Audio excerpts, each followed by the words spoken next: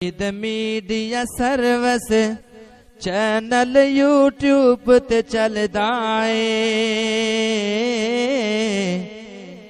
یزدان شہید media service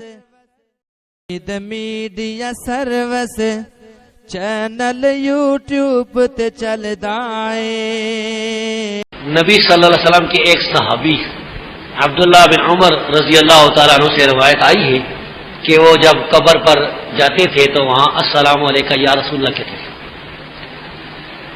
یہ بالکل اسی طرح دعا ہے جس طرح آپ قبرستان پر جاتے ہیں جو کہتے ہیں السلام علیکم یا اہل القبور، تو یہ جائز ہے، لیکن حجرے کے باہر نہیں۔